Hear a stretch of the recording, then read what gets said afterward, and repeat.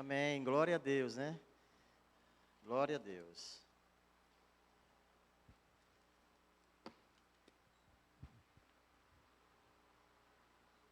Esse ventilador ligado vai mais me atrapalhar do que me ajudar.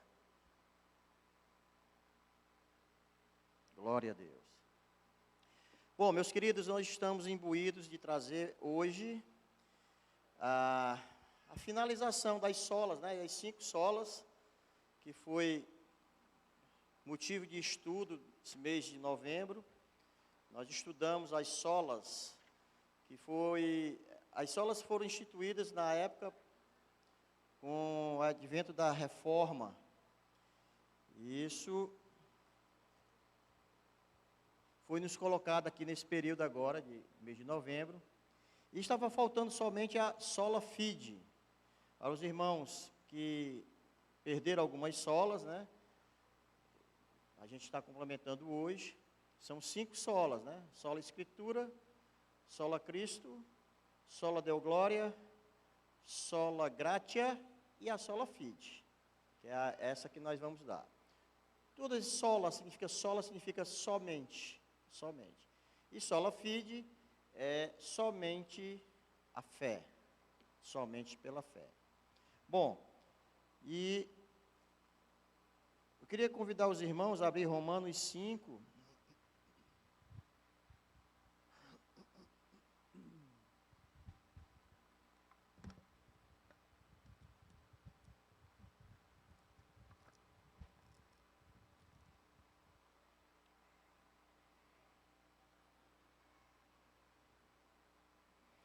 Capítulo 5, verso 1.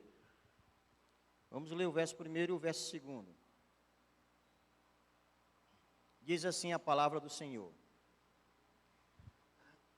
Justificados, pois, mediante a fé, temos paz com Deus por meio do nosso Senhor Jesus Cristo, por intermédio de quem obtivemos igualmente acesso, pela fé, a esta graça na qual estamos firmes e gloriamo-nos na esperança da glória de Deus. Querido Pai, amantíssimo das nossas almas, nós nos entregamos a Ti, Senhor. E sabemos, Senhor, que Tu estás no controle de todas as coisas, Paizinho, que Teu Santo Espírito vai falar aos nossos corações, como falou no coração de Lutero, dos grandes reformadores, como falou dos grandes homens de Deus, daqueles que levaram a Tua palavra, que foram missionários em países, terras estranhas. Ou seja, Teu Santo Espírito sempre fala aos nossos corações, porque esta é a Tua obra. E assim nós te pedimos que Tu possas me usar, meu Deus, conforme a Tua vontade, e não a minha, mas a Tua vontade, aqui para esse momento e para esta igreja, no nome de Jesus. Amém. Glória a Deus. Bom, eu já tinha lido muito sobre isso, inclusive já tinha assistido vários filmes sobre Lutero, e a gente tem a percepção de que o momento certo que ocorreu a reforma, eu não vou falar da reforma, mas o momento certo foi aquele. E a pessoa certa que foi usada foi Lutero. Nós sabemos que tivemos outras pessoas que já anteciparam a Lutero, nós sabemos disso, mas Deus usou poderosamente este homem, porque era um homem aceitável diante do Senhor. E sem falar que ele era da própria congregação, da própria igreja, que estava fazendo as coisas que não combinavam com a palavra do Senhor. Quando Lutero ele leu esse livro de Romanos, né, eu aconselho os irmãos a ler o livro de Romanos. Ele é tão empolgante, esse livro, que eu li uma das vezes, eu li ele assim na noite, comecei a ler 9:30 da noite. Antes de meia-noite eu já tinha terminado, porque ele é muito empolgante, o livro de Romanos. Você começa a ler e você não tem vontade mais de parar. E uma das coisas que chamou a atenção de Lutero é esse capítulo 5, do verso 1 e 2, que fala justamente da justificação pela fé. Um dos grandes problemas da Igreja Católica naquela época e ainda hoje é um dos grandes problemas, é que o conhecimento, meus queridos, o conhecimento, como ainda é hoje, é algo muito precioso. Quem tem conhecimento, ele tem uma joia rara nas suas mãos. O conhecimento, principalmente naquela época, era proporcionado a poucas pessoas, somente poucas pessoas tinham conhecimento. E assim, Deus usou um homem de conhecimento, assim como usou Paulo, um homem de conhecimento, para que aquilo que era oculto fosse revelado. Então, assim, quando o Martinho Lutero, ele pregou ali no castelo de Wittenberg, as 95 teses, não imaginava que iria causar tanto impacto do que causou. Porque, na verdade, Lutero, meus queridos, ele não queria criar uma nova religião, ele não queria se separar da Igreja Católica, não. Quem pensa que ele estava fazendo uma revolução na Igreja Católica está extremamente enganado. Ele não queria. Mas só que o que é que Lutero queria? Ele queria expor nada mais, nada menos do que a verdade. Porque quando ele viu o padrão da Igreja Católica, principalmente através de Tetzel, vendendo as indulgências, ou seja, eu quero, fulano de tal, meu parente morreu, ele está no purgatório, pois pague aqui, meu filho, pague aqui que ele vai para o céu agora mesmo. E isso não era o que dizia a palavra do Senhor. Então Lutero, ele, indignado com toda essa situação, e baseado no livro de Romanos, ele pregou lá no castelo de Wittenberg as 95 teses. Só que, para que a coisa ocorresse como ocorreu, demorou mais de 30 anos, meus queridos. Né? A Contra-Reforma, que foi uma resposta da Igreja Católica, aquilo que aconteceu em 1517, aconteceu quase 30 anos depois. Para poder dizer que aquilo que Lutero fez e propagou, não era bem aquilo que ele queria dizer. A Igreja Católica estava tentando arremedar, fazer um remendo em cima de uma coisa que não tinha como remendar, porque não tem como você encobrir a verdade. E daí deu o que deu. Depois daquilo, a Contra-Reforma foi mais do que uma tentativa de explicar alguma coisa que não podia se explicar, porque a própria Bíblia, ela se explica. E saiu assim que nem um rastilho de pólvora, né? Saiu se espalhando pela Europa, tudo, e pronto, países foram se transformando, protestantismo, e até hoje o protestantismo está no mundo todo. Então, assim, Lutero, quando ele divulgou isso, a Igreja Católica, ela entrou com um contraponto, que eu já falei que era a Contra-Reforma. E na Contra-Reforma, olha bem o que a Igreja Católica, ela colocou lá como sendo regra de fé para a Igreja Católica. Olha o que ela colocou. Ela disse que os pecadores, eles são justificados pelo seu batismo. Já pensou? Os pecadores são justificados pelo seu batismo. E que a justificação é pela fé em Cristo e pelas boas obras de uma pessoa. Pronto. Então, se você pratica as boas obras, se você é uma pessoa bondosa, né, pode ficar certo que você já está assegurado a sua salvação. Seus pecados são todos perdoados pelo aquilo que você fizer. A Igreja Católica também, em contraponto à Reforma, ela diz que os pecadores não são justificados unicamente pela justiça imputada a Jesus Cristo. Não. A justiça que, pelo fato de Jesus ter morrido na cruz, por ter morrido por nós, por ter trazido para si toda a maldição, todos os pecados, e nele ter sido fechado tudo ali, com a sua morte, e proporcionou a salvação a todas as pessoas. Para a Igreja Católica não somente Jesus Cristo. Que uma pessoa também, ela pode perder a posição da justificação, e que através das obras, daquilo que ela faz, é que é confirmado nos céus a sua salvação. Então, os irmãos podem ver que isso foi uma tentativa de barrar, né, como assim, o protestantismo estava se espalhando, e foi uma forma da Igreja Católica barrar isso. Aí ela diz mais assim: se alguém disser que o pecador é justificado somente pela fé, ou seja, que não é necessária nenhuma outra forma de cooperação para que ele obtenha a graça da justificação, é necessário que ele faça a preparação e seja eliminado por um movimento de sua própria vontade. Tudo isso, para a Igreja Católica, a justificação somente pela fé é maldição, é anátema. Está lá escrito no cânon 9 do Concílio de Trento, de 1547, para ser mais preciso, no dia 13 de janeiro. Pesquisei isso daqui. A Igreja Católica Romana claramente condenou a sola fide.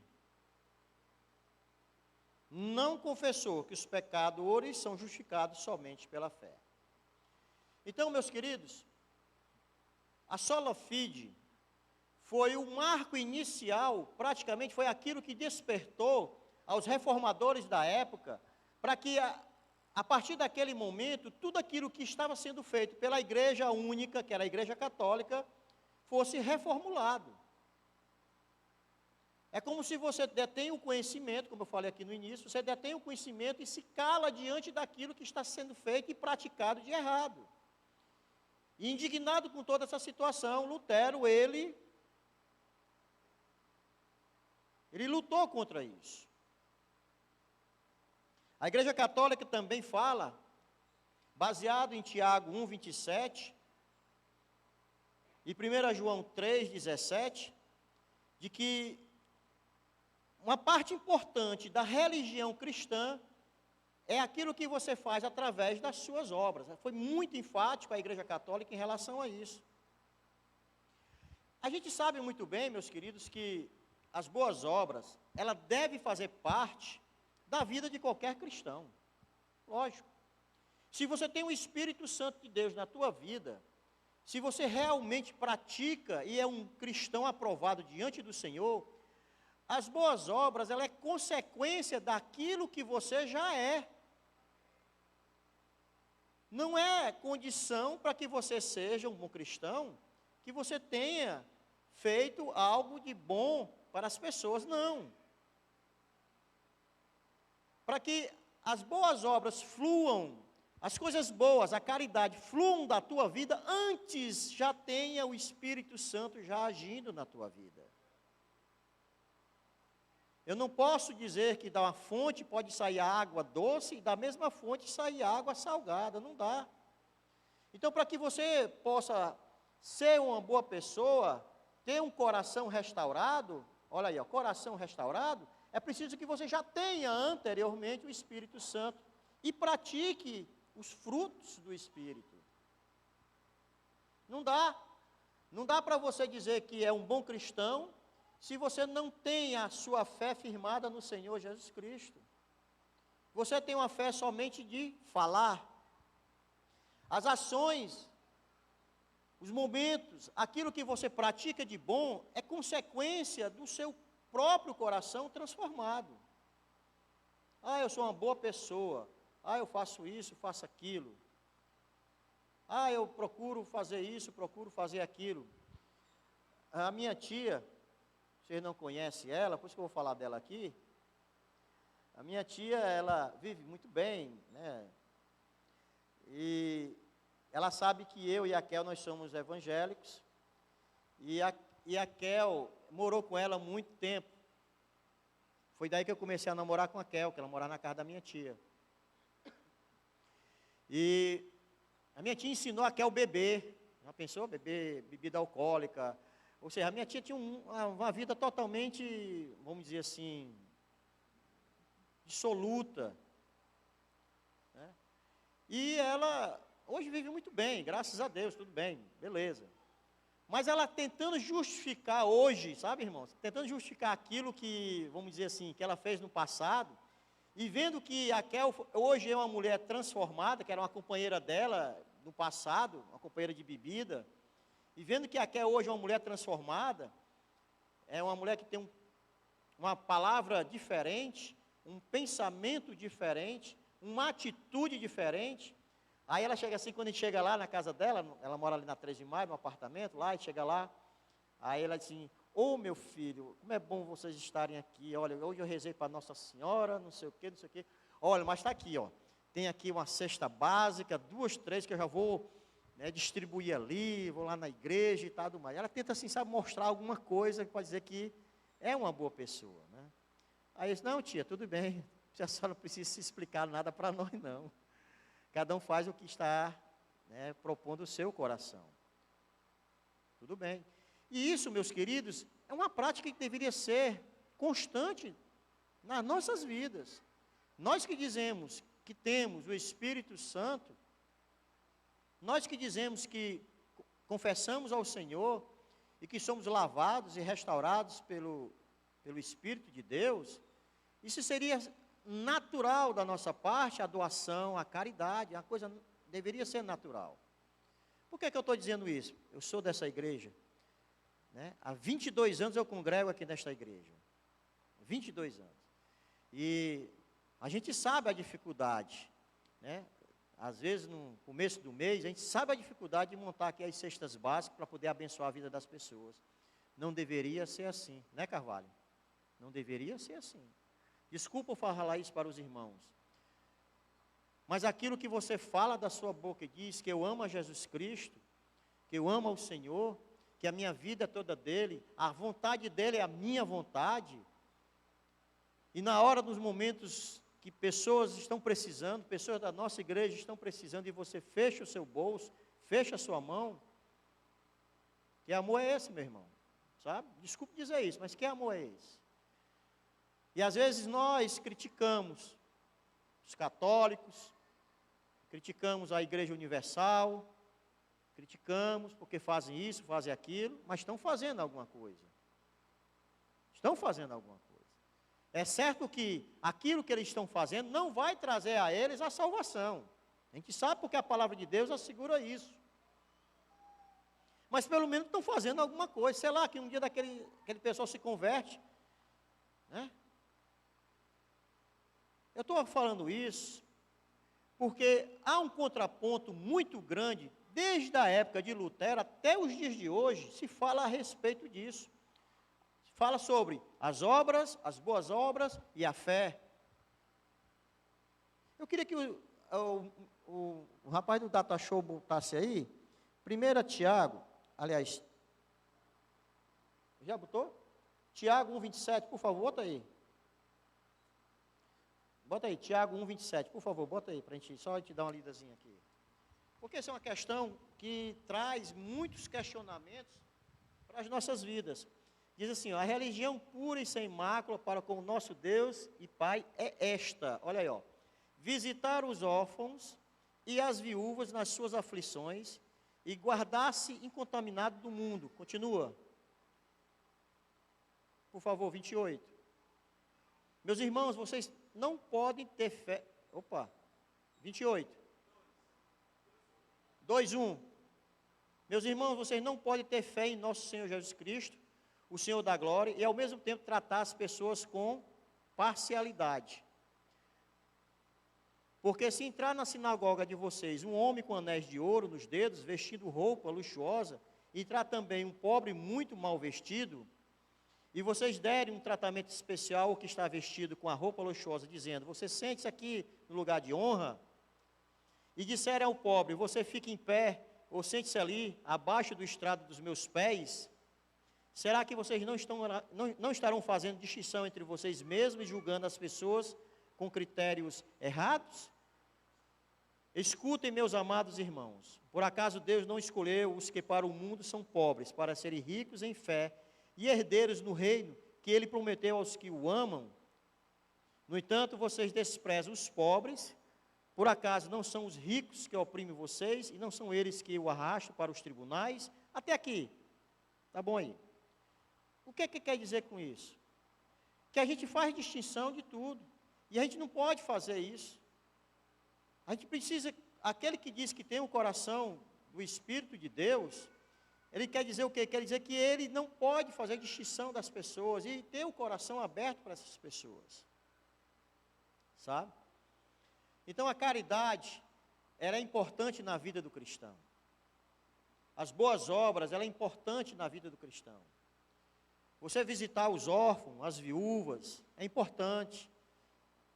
Foi aberto aqui recentemente a inscrição para o pessoal que quer fazer a capelania. O que é isso, a capelania?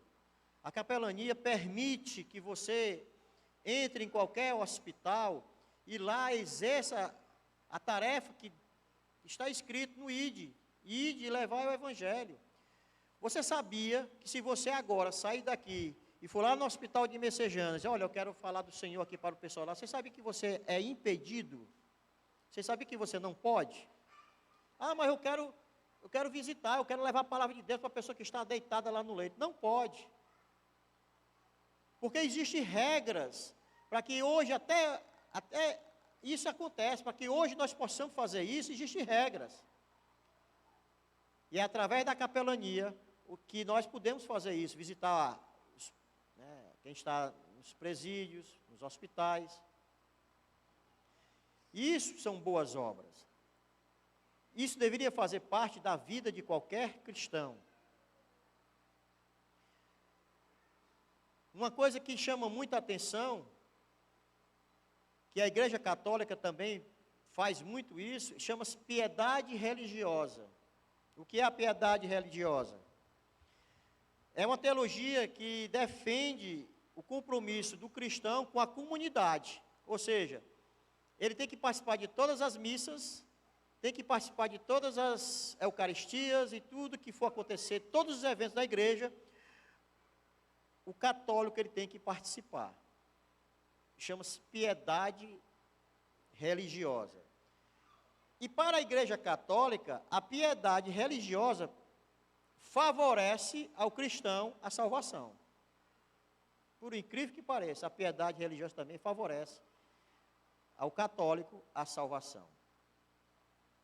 A gente sabe que eles estão no caminho totalmente diferente do que diz a palavra do Senhor.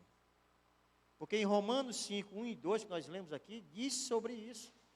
Sobre que a salvação, a justificação, ela vem pela fé. Ela vem pela fé. Mas o que é a justificação? A justificação é um ato da livre graça de Deus. Olha aí, ó.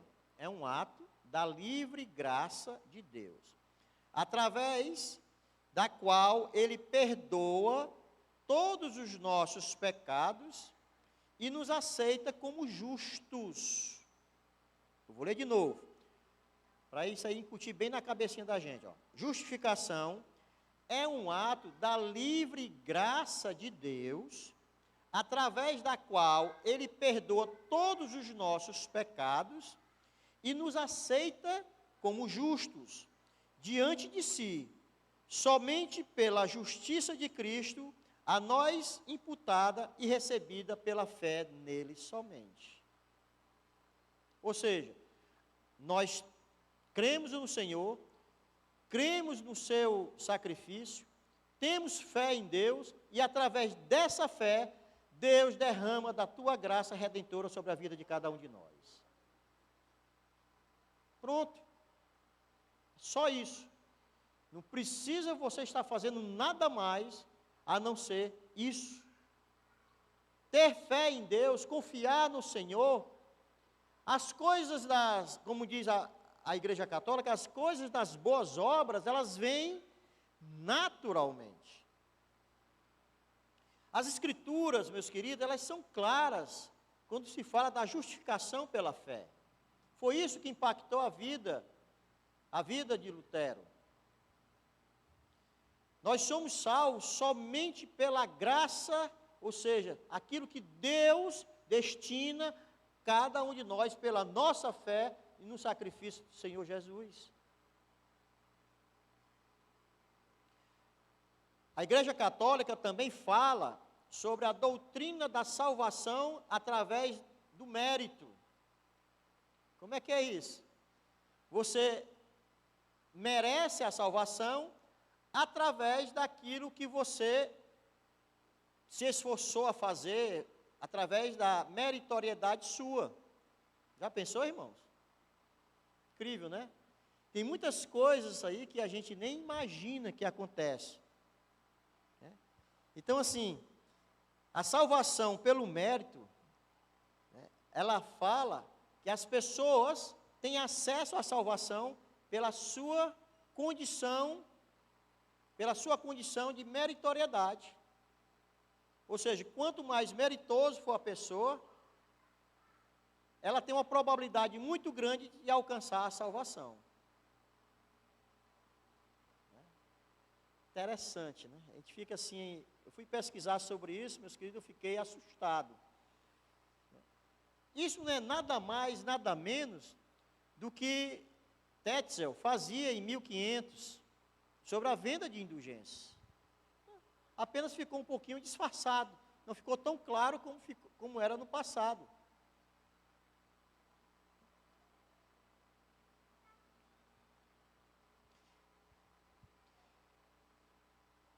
Em Efésios 2, 8, diz assim: porque pela graça sois salvos por meio da fé. E isto não vem de vós, é dom de Deus.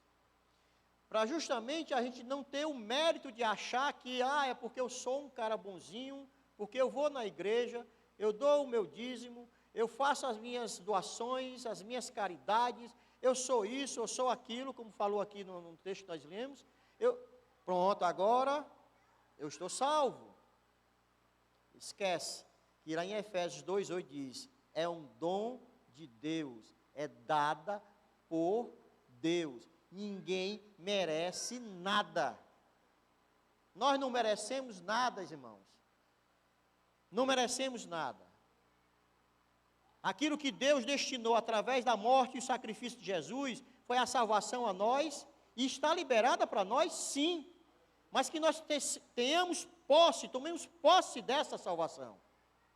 Porque se você não quiser, Deus não vai colocar empurrar de goela abaixo a salvação na tua vida, não.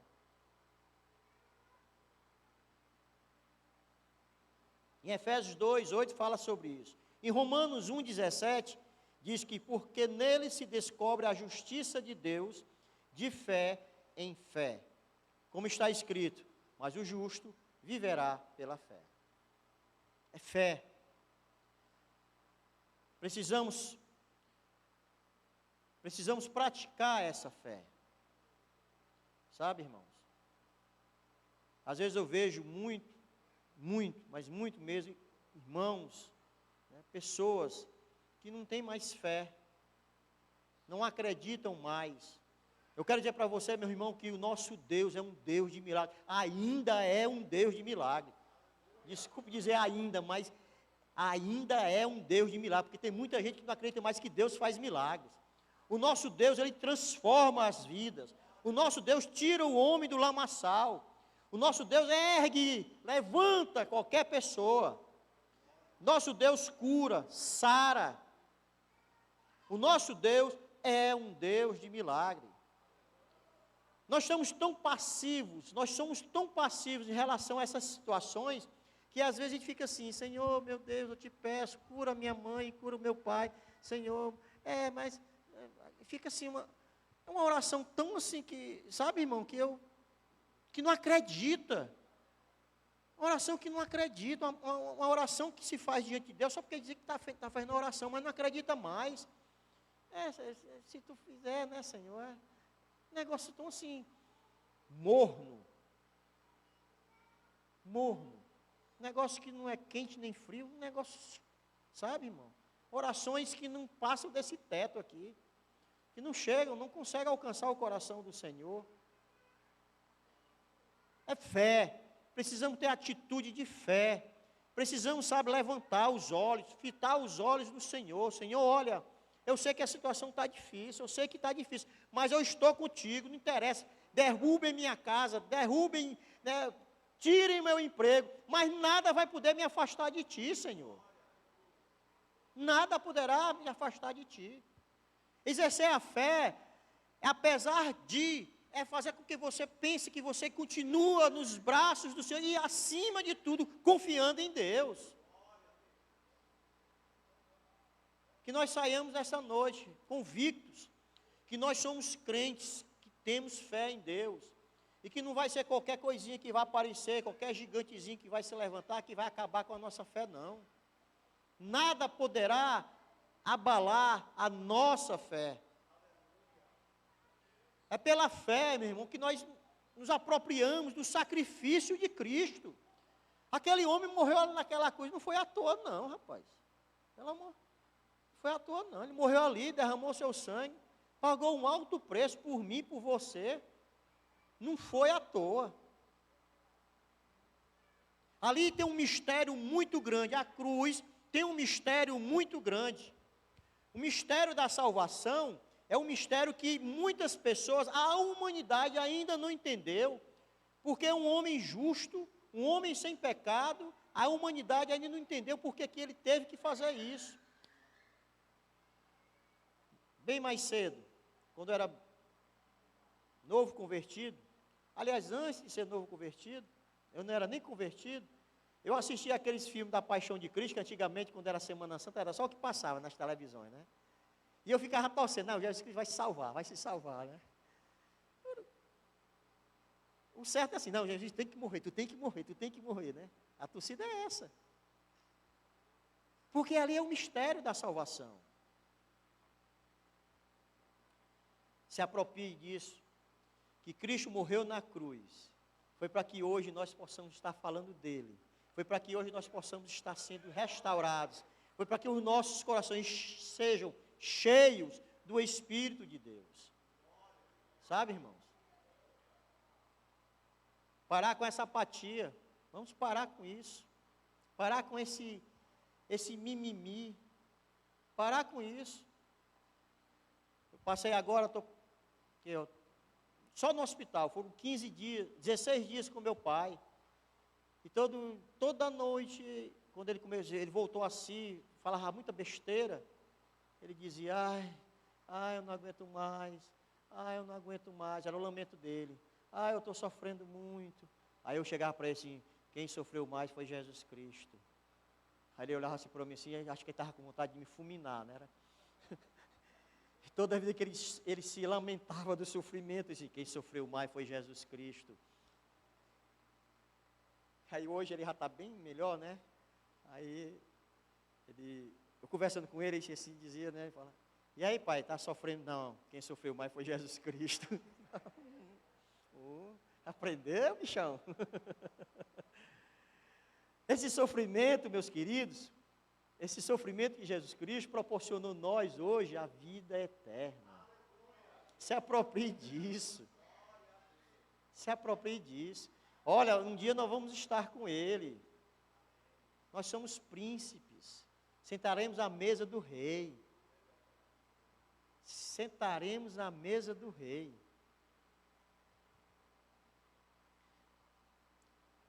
Mas, vamos continuar, né? Através disso tudo, hoje, a fé, ela está muito, vamos dizer assim, ela está muito bombardeada. Vamos usar uma outra palavra. Ela está muito secularizada. A fé, ela está muito colocada em segundo e terceiro plano. Eu vou explicar melhor como é essa situação. Um dos problemas que nós nos deparamos hoje, né, é justamente que nós secularizamos essa fé. Nossos valores, as nossas posturas, o mundo que nós vivemos, o meio que nós vivemos, às vezes faz com que nós barganhemos com Deus, e às vezes faz com que nós esqueçamos daquilo que foi proposto e prometido a nós, a salvação. esse mundo, né, o mundo caído que nós vivemos, ele faz com que, a todo momento, nós esqueçamos que Deus enviou o seu Filho para morrer na cruz e proporcionamos a nós a fé, através da salvação, a fé nele e saber que ele morreu naquela cruz e saber que essa salvação foi proposta a cada um de nós. O mundo quer tirar isso de nós. Ele quer desfocar, fazer com que nós percamos essa visão. Existem duas formas da secularização da fé. Uma delas, olha, gente, a secularização da fé, ela é muito, vamos dizer assim, muito sutil. As coisas vão acontecendo e você não percebe o que está ocorrendo. Eu vou falar em modos práticos, de uma linguagem bem prática para a gente entender de uma forma bem normal, natural. Eu não vou usar nada de palavras que eu li e vi aqui, nada. Bom, existe o formalismo religioso. São duas coisas que acontecem. O formalismo religioso e o ateísmo cristão. Ateísmo cristão? Isso existe? Existe. O formalismo religioso, ele é muito sutil. Vocês se lembram daquela passagem que está lá em Isaías? Bota aí, por favor, Isaías 1, de 11 a 12, por favor, bota aí, Isaías. Isaías 1, de 11 a 12, para a gente ler.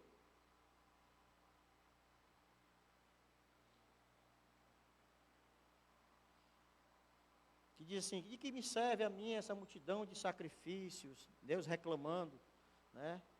Esses holocaustos. O Senhor diz, de que me serve a multidão dos sacrifícios que vocês oferecem? Continua, o 12. Estou farto dos holocaustos de carneiros, da gordura de animais cevados. Não me agrada do sangue de novilhos, nem de cordeiros, nem de bodes. Continua, passa para o próximo.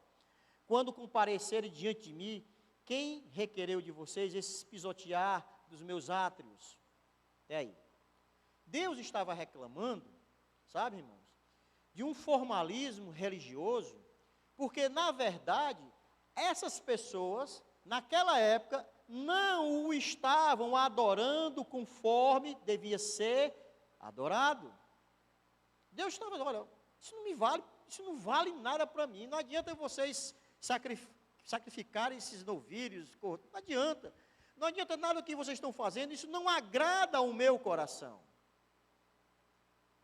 Infelizmente, meus queridos, hoje nós temos muito formalismo religioso dentro das igrejas. Infelizmente. Você mantém aquela prática religiosa, você mantém aqueles rituais, mas na verdade, será que aquilo que você está fazendo dentro da igreja está agradando o Senhor? Tem o direcionamento do Espírito Santo? Viu como é sutil? Às vezes você pode estar fazendo algo pensando que está agradando a Deus e não está, porque você antes não pediu o direcionamento do Espírito, você não está no centro da vontade de Deus. Isso chama-se formalismo religioso. Ou seja, aquilo que você está fazendo, você não está agradando a Deus. Você está participando de uma congregação por mera formalidade. Você vem para o culto e você não rende louvores a Deus. Você canta louvores. Você vem para o culto e você não se derrama diante do Senhor. Você apenas está ali em presença física. É formalismo religioso. Você pode vir na terça-feira, você pode vir na quarta-feira à tarde, na quarta-feira à noite, na quinta-feira de manhã, quinta-feira é o meu dia, sexta-feira, você pode vir todos os dias aqui para a igreja. Mas se você não tiver o Espírito Santo de Deus na tua vida, fazendo a vontade dele na tua vida, é formalismo religioso. Você não está agradando ao Senhor. Você não está agradando a Deus. Esse é um momento que a gente viu aqui, que Deus estava reclamando deles, porque aquilo que eles estavam fazendo não estava mais agradando a Ele.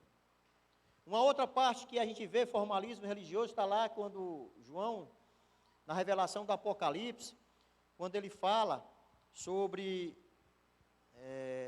aquele momento que Deus, João estava falando, que a revelação, e ele fala sobre quando Jesus Cristo diz assim, referente à igreja de Éfeso,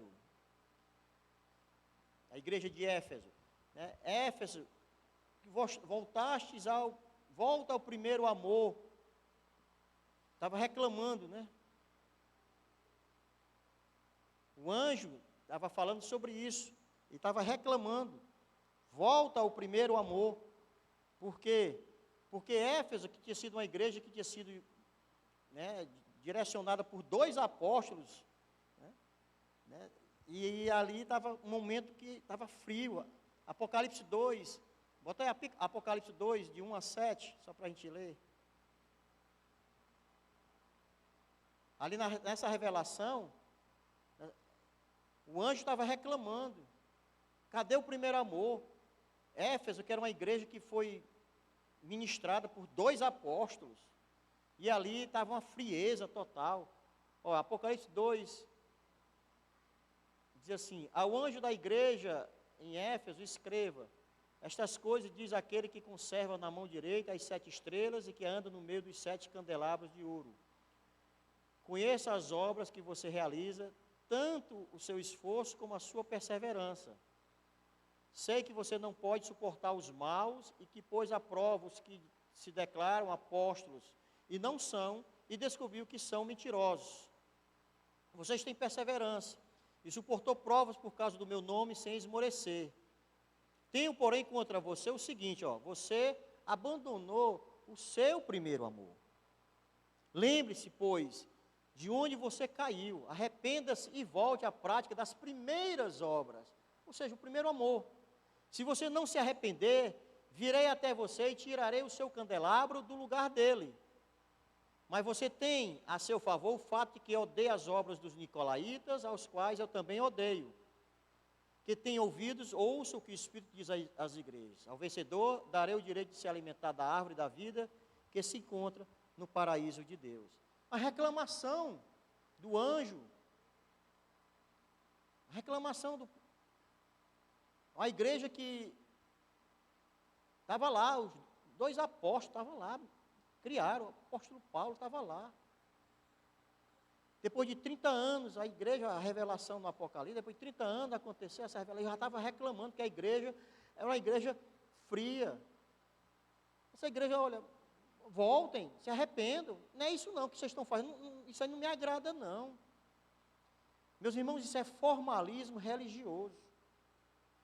Então nós devemos ter muito cuidado, que o que nós fazemos aqui, se o que nós fazemos aqui não é formalismo religioso, muito cuidado, porque isso não agrada ao coração de Deus.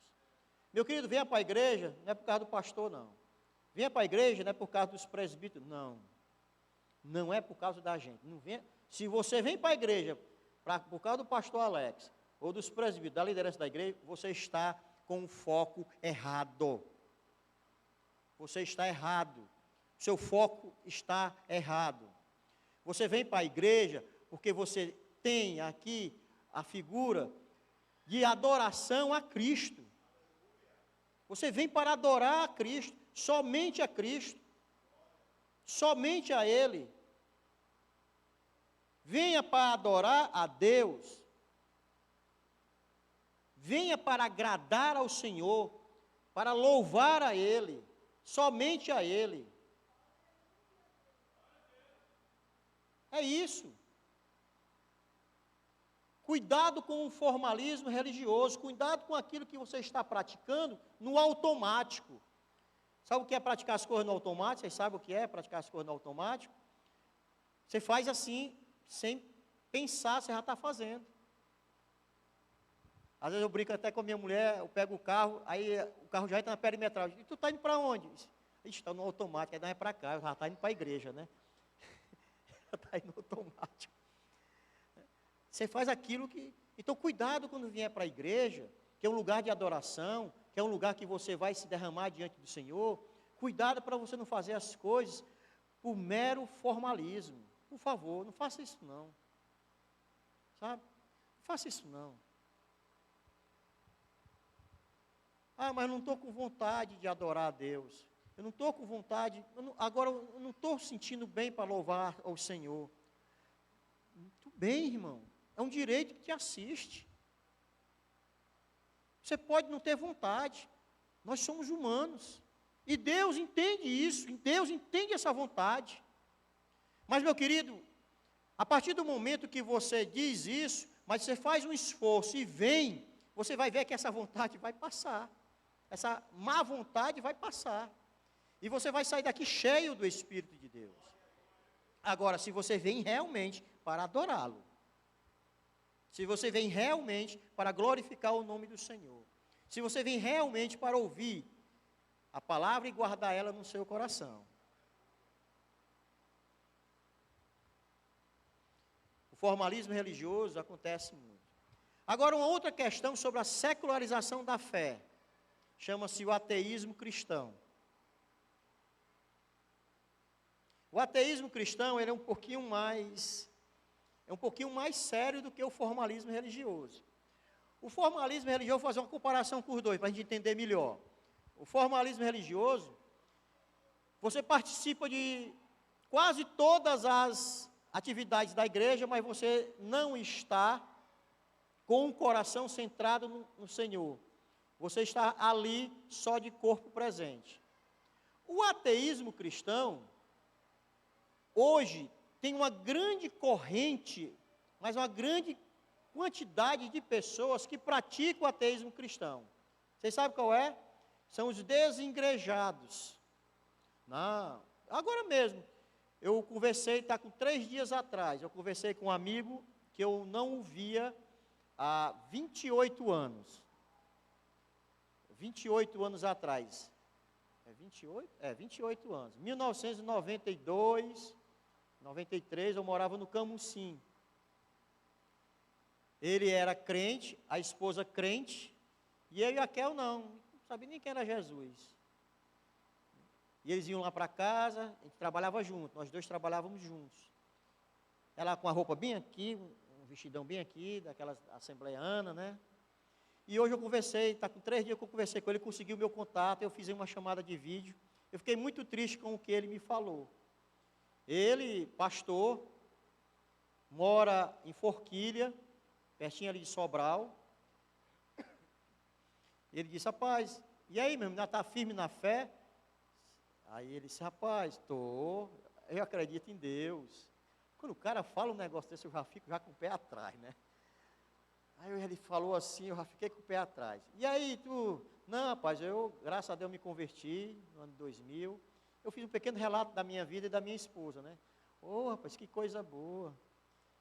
E você? Não, rapaz, é o seguinte, olha, eu estou em casa, eu sou cristão, sabe, acredito em Deus, mas eu não congrego mais em nenhuma igreja. Eu disse, meu irmão, eu vou orar por você, você está atribulado. A gente tem essa intimidade, podia falar isso, você está atribulado. Isso é uma forma de ateísmo cristão, irmãos. É muito grave isso, é muito sério. Ele diz assim, onde 2 ou 3 estiverem reunidos no meu nome, ali eu estarei. Aí ele até diz assim, olha, nós estamos aqui conversando numa videochamada, olha, eu estou me congregando contigo, está amarrado, né? Eu disse até assim, congregação desse tipo eu não conheço não. Até eu brinquei com ele, está amarrado, né? Não, mas nós estamos nos congregando. Irmão, para com isso. Pelo amor de Deus, para com isso, cara. Você é exemplo, né? No passado, né? Eu olhava para você, para sua esposa, e eu disse, olha, esse povo é um povo diferente. Eu dizia para aquele senhor, olha, isso é um povo diferente, né? É um povo diferente. E você hoje fala isso para mim. Isso é ateísmo cristão. Sabe? E tem gente que vem na igreja, às vezes vem uma vez perdida, mas vem. louva, levanta os braços, diz aleluia. Mas na verdade não exerce nenhuma atitude de fé em relação a Deus. Nenhuma. Trabalha no mecânico, no automático. O ateísmo cristão ele é tão sério que ele consegue, sabe, influenciar muitas pessoas desse papinho de dizer que, eu sou cristão, eu pratico o meu cristianismo em casa. Aí eu disse, meu irmão, onde é que está Hebreus 10, hein? Onde está nesse negócio aí, Hebreus 10? Não, mas é porque, aí sempre tem uma forma de explicar porque que não, né? Secularização da fé. A gente precisa ter cuidado. Foi isso que Lutero, quando ele diz somente a fé, ela é capaz de fazer com que nós cheguemos, né, e alcancemos o coração do próprio Criador. Já pensou, irmão? O próprio Criador, nós temos liberdade de chegar ao coração dele, de fazer com que ele nos escute, porque nós temos e exercemos essa fé. Isso é muito precioso, não podemos perder isso. Isso foi nos dado no dia que Jesus morreu naquela cruz e ressuscitou. Isso foi nos dado nesse dia. Então, meus queridos, nós não podemos perder isso. Sola fide, somente a fé é capaz de fazer as coisas acontecerem na sua vida e na vida das pessoas que estão ao seu redor. Exerça essa fé, sabe? Exerça isso. A secularização da fé, ela está aí. Tem vários reveses para que você possa sair por caminhos tortuosos. E difícil de voltar. Difícil. E aí, quando menos espera, meu amigo, o sacrifício de Cristo foi em vão para você. Não serve mais para nada. Eu queria fechar com Romanos 3, 28. Diz assim: concluímos, pois, que o homem é justificado pela fé sem as obras da lei. Concluímos, pois, que o ser humano é justificado pela fé, independentemente das obras da lei. Somente pela fé você é justificado. Somente pela fé você tem acesso à salvação. Amém? Glória a Deus. Vamos ficar de pé, vamos orar e pedir a